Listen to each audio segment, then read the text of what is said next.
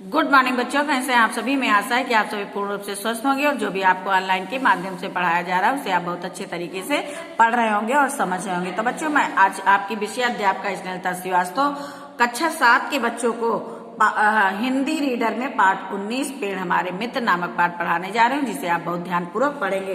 तो बच्चों, इसका पहला भाग आप पढ़ चुके हैं और अब आज हम आपको दूसरा भाग पढ़ाने जा रहे हैं। तो आपने पढ़ा पेड़ हमारे मित्र। बच्चों, पेड़ हमारे मित्र है। अगर पेड़ ना होते तो इस संसार में हमारा जीना कठिन हो जाता। सबसे पहले तो पेड़ों के द्वारा हमें ऑक्सीजन प्राप्त होती है और पेड़ों से ऑक्सीजन जो प्राप्त होती है, ऑक्सीजन के बिना तो मनुष्य, पशु पक्षी यानी कि सारा जीवन जो है वो सारा जीवन खतरे में पड़ सकता है अगर जो है पेड़ पौधे ना हो। तो इस प्रकार बच्चों, पेड़ पौधों से हमें भोजन भी मिलता है, हमें ईंधन भी मिलता है और पेड़ पौधों से हमें छाया मिलती है और फल फूल भी मिलते हैं। तो इस प्रकार पेड़ हमारे लिए बहुत उपयोगी है, इसलिए पेड़ों को हमारा मित्र कहा गया है। आइए अब दूसरे भाग में हम पढ़ते हैं। आपने पढ़ा कि इस पाठ में सुंदरलाल नामक एक छात्र के बारे में बताया गया कि सुंदरलाल जो है वो 6वीं कक्षा में पढ़ता है और उसे पेड़ लगाने का बहुत शौक था। आइए अब उसके बारे में हम आगे पढ़ते हैं। सुंदरलाल अब तक बीए उत्तीर्ण कर चुका था। बच्चों, पहले जब सुंदरलाल 6वीं कक्षा में था तो वो पेड़ पौधे लगाने का बहुत शौकीन था। वो पहाड़ी गांव में रहता था, पहाड़ों से पौधों के बीजों को लाता था और उसको रोपण करता था और बीजों से जब छोटे छोटे पौधे निकलते थे तो उसको लगा देता था और लगाने के बाद जब पौधे बड़े जब तक नहीं हो जाते थे तब तक उनकी देख रेख करता था। तो इस प्रकार वो जो है पेड़ पौधों का बहुत शौकीन था। अब आइए आगे पढ़ते हैं। सुंदरलाल अब तक बीए उत्तीर्ण कर चुका था। अब वो भावुकता के अतिरिक्त पेड़ पौधों वनों के वैज्ञानिक महत्व को भी भली प्रकार समझने लगा था। बच्चों, जब छोटा था तो बस वो इतना ही जानता था कि पेड़ पौधों से हमें अनेक लाभ हैं, लेकिन जब वो बीए उत्तीर्ण कर चुका तो उसके अंदर भावुकता जो थी उसके अतिरिक्त पेड़ पौधों और वनों के जीवन वैज्ञानिक महत्व को भी उसने बहुत अच्छे तरीके से समझ लिया था।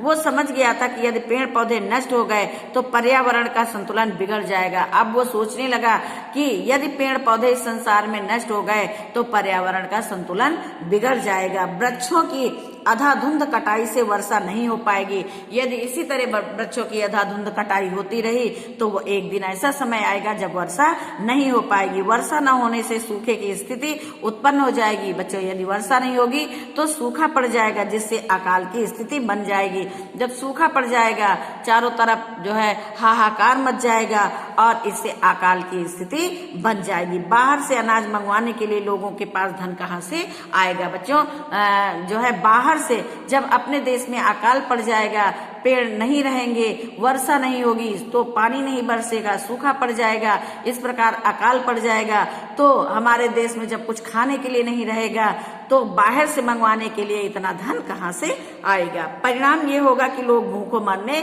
लगेंगे। जब व्यक्ति के पास पैसा नहीं होगा, वो बाहर से कुछ मंगवा नहीं सकेगा तो फिर वो भूखों के कारण मरने लगेगा। सुंदरलाल की वाणी में प्रभाव व मन में कल्याण की भावना थी। अब सुंदरलाल ने ऐसा सभी लोगों को बताया और जब वो बता रहे थे तो उनकी वाणी में यानी उनके वचनों में बड़ा प्रभाव और कल्याण की भावना थी। उसने ये सभी पक्ष लोगों के सामने रखे।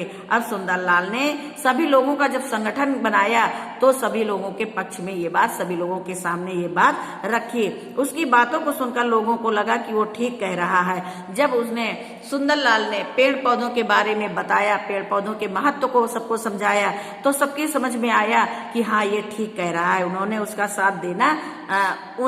साथ देना चाहिए। सब लोगों ने सोचा कि हमें भी उसका साथ देना चाहिए। उसका किसका? सुंदरलाल का। यही नहीं, सुंदरलाल ने अपने मित्रों के साथ आसपास के सभी गांव में अपनी यात्राएं प्रारंभ की। अब बच्चों, सुंदरलाल ने एक योजना बनाई। वो अपने मित्रों के साथ अपने आसपास के सभी गांव में जाने लगा, वहां की यात्रा करने लगा और पेड़ पौधों के बारे में सभी को समझाने लगा। सभाओं का आयोजन किया और लोगों को वृक्षों के महत्व तथा उनके कटने से सिर पर मंडरा रहे खतरे के बारे में सचेत किया। बच्चों, आसपास के गांव में अपने मित्र मंडली के साथ जाता था और वहां पे सभाओं का आयोजन करता था और वहां सबको वृक्षों के महत्व के बारे में बताता था तथा वृक्षों से कटने पर जो है जो सर पर खतरा मंडरा रहा है उसके बारे में वो सबको सचेत करता था। उसने इनके बारे में सरकार को अनेक पत्र लिखे। उसने सरकार को भी अनेक पत्र लिखे। क्यों लिखे? कि जो है वृक्ष न कटने दिए जाए। तरु रक्षण एवं वृक्षारोपण संस्थान का गठन किया। उसने तरु रक्षण यानी छोटे छोटे पौधों की रक्षा के लिए और वृक्षारोपण यानी वृक्षों को लगाने के लिए एक संस्थान का गठन किया। इसके साथ ही उसने लोगों को वृक्षों की कटाई रोकने का एक नया ढंग समझाया कि जब कंपनी के मजदूर किसी पेड़ को काटने लगे तो लोग उस पेड़ से लिपट जाएं। इससे कंपनी के मजदूर उस वृक्ष को काट नहीं सकेंगे। बच्चों, उसने जो है लोगों को समझाया कि यदि लोग वृक्ष की कटाई कर रहे हों तो वृक्ष की कटाई हम किस प्रकार रोक सकते हैं। यानी जब कोई वृक्ष काटने आए तो उसे जो हम नए तरीके से जो है रोक सकते हैं। कैसे? उसने समझाया कि यदि कोई वृक्षों को काटने के लिए आए तो कंपनी के मजदूर जब वृक्षों को काटने लगे तो सब लोग उस वृक्ष से लिपट जाएं। जब वृक्ष से लिपट जाएंगे तो मजदूर वृक्षों को नहीं काट सकेंगे। सुंदरलाल के इस आंदोलन को चमत्कारी ढंग से लोकप्रियता मिली। बच्चों, जो सुंदरलाल ने इस आंदोलन को चलाया कि अगर कंपनी के मजदूर वृक्षों को काटने आते हैं तो उनसे कुछ ना बोले बल्कि वृक्षों में लिपट जाएं। जब वृक्षों में लिपट जाएंगे तो जो है मजदूर वृक्षों को काट नहीं सकेंगे। उनके यानी कि सुंदरलाल के इस आंदोलन से जो है चमत्कारी ढंग से लोकप्रियता मिली। यानी कि ये चमत्कारी जो ढंग था ये सबको बहुत प्रिय लगा। जहां भी कंपनी के मजदूर या कोई अन्य व्यक्ति किसी वृक्ष को काटने लगता तो लोग उस पेड़ से लिपट जाते। अब जैसा कि सुंदरलाल ने लोगों को बताया वैसा ही लोगों ने करना प्रारंभ कर दिया। जब कंपनी के मजदूर या अन्य व्यक्ति पेड़ों को काटता तो जो दूसरे व्यक्ति होते थे वो जो कि पेड़ों की सुरक्षा करते थे वो आते थे और पेड़ों में लिपट जाते थे। इसी से चिपको आंदोलन का सूत्रपात हुआ। बच्चों, यहीं से जो है चिपको आंदोलन का प्रारंभ हुआ और सुंदरलाल बहुगुणा पर्यावरण रक्षक के रूप में प्रसिद्ध हो गए। पर्यावरण की सुरक्षा के लिए सुंदरलाल बहुगुणा जो है काफी प्रसिद्ध हो गए। तो बच्चों, आज आपने पढ़ा पेड़ हमारे मित्र। हमें आशा है कि आप लोग भी जिस प्रकार सुंदरलाल बहुगुणा ने वृक्षों की रक्षा की और वृक्षों को काटने के लिए वृक्षों को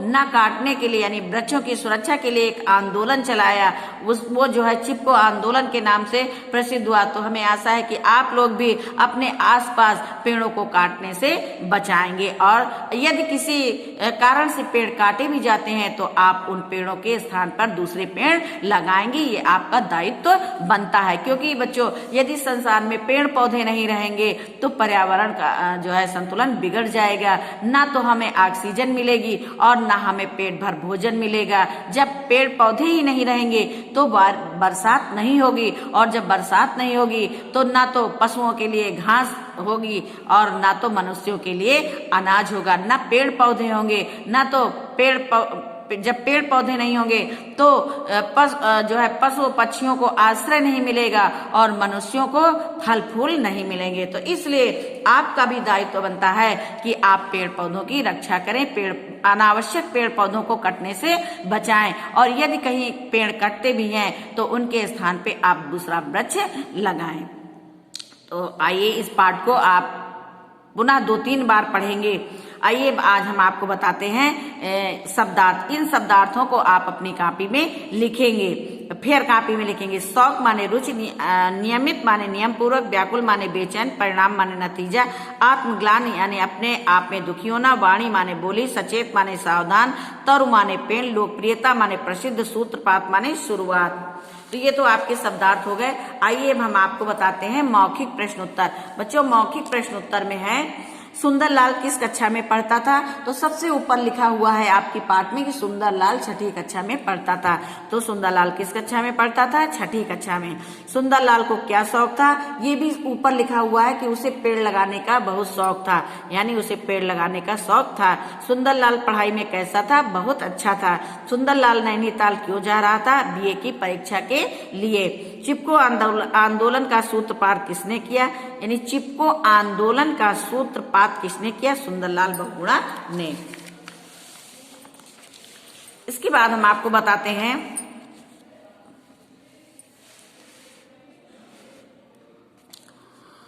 किसके नष्ट होने से पर्यावरण का संतुलन बिगड़ जाएगा? घर परिवार के, पेड़ पौधों के, मोह माया के, धरा प्रदूषण के। तो बच्चों किसके नष्ट होने से पर्यावरण का संतुलन बिगड़ेगा? पेड़ पौधों के। फिर इसके बाद है वृक्षों की अंधाधुंध कटाई से क्या हानि हो पाएगी? अकाल की स्थिति, प्रदूषण, वायु प्रदूषण, वर्षा।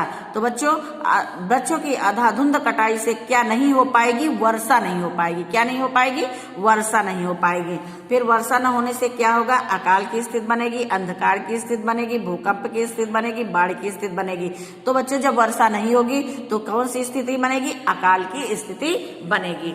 अब ये है प्रश्न उत्तर। ये प्रश्न उत्तर हम आपको पीडीएफ के माध्यम से कॉपी में भेजेंगे, जिन्हें आप लिखेंगे और लिखने के बाद याद करेंगे। आइए इस पेज में हम आपको बताते हैं पाठ में से कोई 4 शब्द युग्म चुनकर दिए गए स्थान पर लिखिए। आसपास, पेड़ पौधे, बताते बताते, हरे भरे। फिर इसके बाद है नीचे दिए वाक्यों में गुणवाचक विशेषण शब्द छांटकर दिए गए स्थान पर लिखिए। हरा वृक्ष काटने पर सुंदरलाल को दुख हुआ। तो यहाँ पे गुणवाचक विशेषण क्या है? हरा वृक्ष। गुणवाचक विशेषण क्या है? क्योंकि वृक्ष का गुण क्या है? वो हरा है। तो हरा विशेषण भी हो गया और गुणवाचक भी हो गया। बाग में सुंदर फूल खिले हैं। सुंदर फूल। गुणवाचक विशेषण शब्द छांटना है तो सुंदर फूल, यानी फूल की विशेषता क्या है? फूल का गुण क्या है? वो सुंदर है। फिर इसके बाद है यह एक शरारती लड़का है। शरारती लड़का यानी लड़के की विशेषता क्या है? लड़के का गुण क्या है? वो शरारती है। आम मीठा है। अब आम मीठा, तो आम की विशेषता यानी आम का गुण क्या है? वो मीठा है। विशाल सभा का आयोजन किया गया। विशाल सभा यानी सभा क्या है? ये संज्ञा है और इसकी विशेषता क्या है और गुण क्या है? वो विशाल है। अब आइए हम पेज नंबर 124 में आपको बताते हैं रिक्त स्थान। क्या है?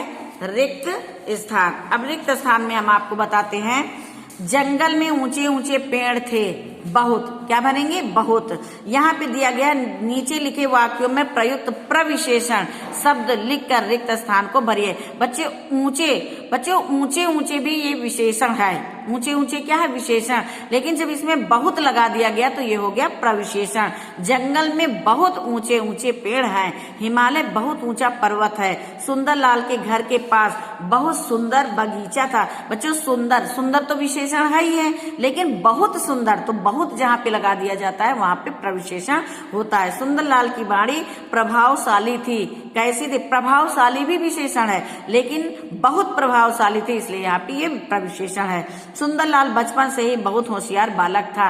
होशियार बच्चों क्या है? विशेषण है। बालक की विशेषता क्या है? वो होशियार है, लेकिन इसमें प्रविशेषण क्या है? बहुत, यानी कि वो होशियार है, बहुत होशियार है। तो यहाँ पे बहुत जो है वो प्रविशेषण है। आइए हम आपको निम्नलिखित शब्दों का उनके समान अर्थ वाले शब्दों से मिलान कीजिए। बताते हैं।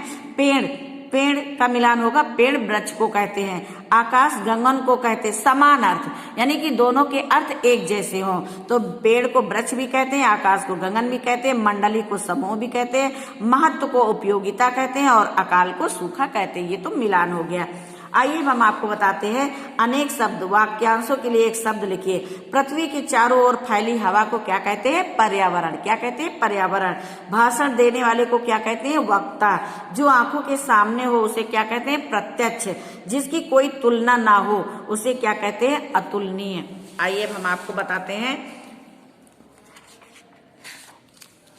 हाँ तो बच्चों ये पाठ हमने आपको इस पाठ की एक्सरसाइज भी बता दी। तो आज कक्षा 7 के बच्चों का पाठ 19 यानी हिंदी में पाठ 19 समाप्त होता है, यानी आपका कोर्स यहीं पे हिंदी का समाप्त हो रहा है। तो इस पाठ को आप पुनः एक बार पढ़ेंगे और जो एक्सरसाइज हमने बताई है इस एक्सरसाइज को आप पूरी तरह से जो है किताब में भर लेंगे। इसके बाद जो आपका ये आदर्श प्रश्न पत्र है, ये आपके जितने भी पेज हैं ये आप होमवर्क में करेंगे। तो बच्चों हमें आशा है कि आपको ये पाठ 19 पेड़ हमारे मित्र बहुत अच्छी प्रकार से समझ में आ गए होंगे और आप जो है जैसे कि आपने पाठ में पढ़ा वृक्षों की सुरक्षा के लिए, तो आप भी प्रण करिए कि हम अपने जीवन में पेड़ों को इसी तरह सुरक्षित रखेंगे और अधिक से अधिक मात्रा में हम पेड़ को लगाएंगे। तो बच्चों ये पाठ आज यहीं पे समाप्त होता है। धन्यवाद।